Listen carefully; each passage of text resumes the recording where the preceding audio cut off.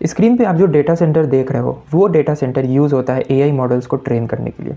आज मैं इस प्लेटफॉर्म के थ्रू आपको बताने वाला हूँ कि कैसे जो एआई मॉडल्स होते हैं जैसे चैट जीपीटी और ग्रॉक, ये एआई मॉडल्स को ट्रेन कैसे किया जाता है। तो इनिशियली जितने भी जो एआई मॉडल्स होते हैं उनके पास जीरो नॉलेज होता है। तो रिसर्चर्स उन्हें एक मैसिव डेटा सेट्स देते हैं। मैसिव डेटा सेट्स यानी कि billions of lines of sentences, images, text, PDFs और thousands of lines of codes. और ये डेटा सेट्स न्यूरल नेटवर्क के थ्रू पास होते हैं और एक कनेक्शन बनाता है बिटवीन टू न्यूरॉन्स। जैसे दिमाग में दो न्यूरॉन्स के बीच में सिग्नल पास होता है, इसी तरह एआई मॉडल्स में दो न्यूरॉन के बीच में डेटा कम्युनिकेशन होता है। अब मैं आपको इस प्लेटफॉर्म के थ्रू बताने वाला हूँ कि कैसे ये जो न्यूरल नेटवर्क के थ्रू जो कनेक्शन स्टैब्लिश होता है वो कैसे होता है। सबसे पहले यहाँ पे आपको 4 लेयर्स दिखेंगे, ये जो इनपुट है और आउटपुट है। अब हमें जो विजिबल होता है वो होता है इनपुट और आउटपुट। जैसे हम चैट जीपीटी से कोई भी क्वेश्चन पूछते हैं तो हम टेक्स्ट में इनपुट देते हैं और जो हमें आउटपुट होता है वो टेक्स्ट में मिलता है। तो हमें जो विजिबल चीज़ है वो इनपुट और आउटपुट मिलता है। ये जो आप 2 लेयर्स देख रहे हैं वो विजिबल नहीं होता है, हमें ये न्यूरल नेटवर्क के थ्रू होता है। अब यहाँ पे आप बहुत सारे न्यूरल नेटवर्क्स क्रिएट कर सकते हो। फॉर एग्जांपल जितना ज़्यादा आप न्यूरल नेटवर्क क्रिएट करोगे कनेक्शन इस्टेब्लिशमेंट ज़्यादा होगा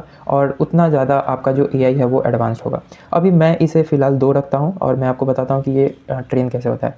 सबसे पहले डेमो फ्लो करता हूँ। अब सबसे पहले डेमो फ्लो कैसे होगा, इनपुट लेयर से लेकर के आउटपुट लेयर तक। अब यहाँ पे आपको क्रिएट मॉडल का ऑप्शन दिखेगा। जैसे आप क्रिएट मॉडल करोगे तो मैं एक वर्चुअल मॉडल क्रिएट कर रहा हूँ।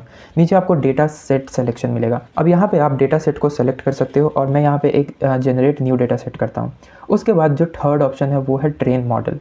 अब मैं आपको बताता हूँ कि जो एक्चुअल ट्रेनिंग होती है वो कैसी होती है। अब यहाँ ट्रेनिंग कंट्रोल्स में आपको दिखेगा ईपॉक्स और लर्निंग रेट। अब ये ईपॉक्स क्या होता है? अब ईपॉक्स यानी कि जो इंटायर ट्रेनिंग डेटा सेट है वो कितनी बार गो थ्रू करेगा। फॉर एग्जांपल अगर मैं ईपॉक्स को 50 सेट करता हूँ, मतलब जो भी एआई मॉडल है वो ट्रेनिंग के दौरान 50 टाइम्स उस ट्रेनिंग डेटा सेट को गो थ्रू करेगा। फॉर एग्जांपल अगर मैं 1 रखता हूँ तो एक बार जो ट्रेनिंग डेटा सेट है उसे गो थ्रू करेगा। अब फॉर एग्जांपल मैं उसे 10 रखता हूँ तो वो 10 बार उस ट्रेनिंग मॉडल से गो थ्रू करेगा और 10वीं बार वो कुछ नया सीखेगा। हर फेज़ में वो कुछ नया नया सीखता रहता है। इस तरीके से हम ईपॉक्स को 50 सेट करते हैं। अब यहाँ पे आप लर्निंग रेट को सेलेक्ट कर सकते हो। फॉर एग्जांपल अगर मैं फास्ट रखना चाहता हूँ या स्लो रखना चाहता हूँ वो आप पे डिपेंड करता है। फॉर एग्जांपल अगर मैं यहाँ पे फास्ट रखता हूँ और यहाँ पे मैं स्टार्ट ट्रेनिंग करता हूँ, स्टार्ट ट्रेनिंग करने के बाद ये जो हमारा जो मॉडल है वो एआई मॉडल है उसकी ट्रेनिंग चालू हो जाएगी। अब यहाँ पे आप शो कोड पे क्लिक करोगे तो यहाँ पे आपको कोड की इम्प्लीमेंटेशन दिखेगी। जैसे यहाँ पे आपको फॉर एग्जांपल यहाँ पे आपको मॉडल क्रिएशन, ट्रेनिंग, प्रेडिक्शन, तो ये कुछ एडवांस हो जाता है। अभी हम उस पर फोकस नहीं करने वाले हैं।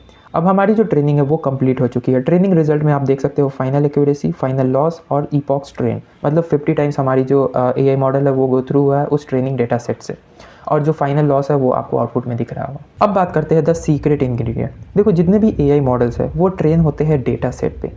अगर हमारे पास डेटा नहीं है तो एआई मॉडल्स ट्रेन नहीं होंगे। इसलिए एआई के लिए सबसे बड़ा गोल्ड है वो है डेटा। अब इंटरनेट उसका एक मैसिव सोर्स है। जितने भी लार्ज लैंग्वेज मॉडल्स जैसे चैट जीपीटी और ग्रॉक और परप्लेक्सिटी, ये इंटरनेट को यूज़ करते हैं अपने एआई मॉडल्स को ट्रेन करने के लिए। फॉर एग्जांपल चैट जीपीटी ने ट्रिलियंस ऑफ डेटा जैसे text, Wikipedia, books, PDFs, images, इन सारे डेटा को उन्होंने गो थ्रू किया है, तब जाकर के ये जो एआई मॉडल्स है वो ट्रेन हुए हैं। अब एआई मॉडल के ट्रेन होने के दौरान ये मिस्टेक भी करते हैं। फॉर एग्जांपल ये जितने भी एआई मॉडल्स ट्रेन होते हैं वो मिस्टेक भी करते हैं। ये सारे एआई मॉडल्स का जो मेन मोटिव होता है वो ये होता है कि प्रेडिक्ट करना कि हमारा जो नेक्स्ट वर्ड है या जो नेक्स्ट लेटर है वो क्या होगा। इसी पे हमारा जो एआई मॉडल है वो काम करता है, क्योंकि एआई मॉडल की जो आर्किटेक्चर है वो कुछ इस तरीके से ही डिज़ाइन की गई है। अब एआई को ट्रेन करना आसान नहीं होता है। एआई को ट्रेन करने के लिए यूज़ होते हैं सुपर कंप्यूटर्स जो कि थाउजेंड्स ऑफ जीपीयू के साथ काम करते हैं। एनवीडिया जो कि जीपीयू की मैसिव सप्लाई करती है, चैट जीपीटी एनवीडिया के जीपीयू को यूज़ करते हैं अपने एआई मॉडल्स को ट्रेन करने के लिए। अब आपका ये सवाल होगा कि जब भी हम किसी एआई मॉडल से सवाल पूछते हैं तो हमें वो एक्यूरेट आंसर कैसे दे देता है, क्योंकि ट्रेनिंग के दौरान ये ट्रायल एंड एरर पे वर्क करता है। अब लास्ट पार्ट पे आते हैं, क्योंकि एआई हमेशा मशीन से नहीं सीखता है।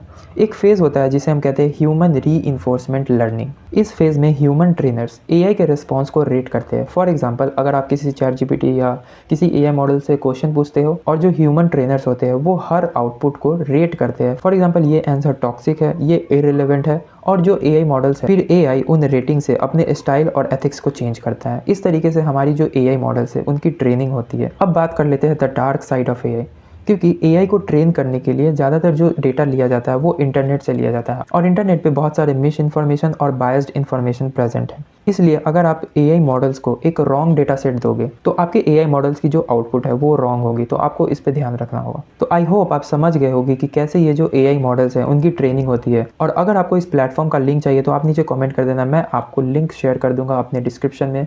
मिलते हैं किसी नेक्स्ट वीडियो में। Thanks for watching this video.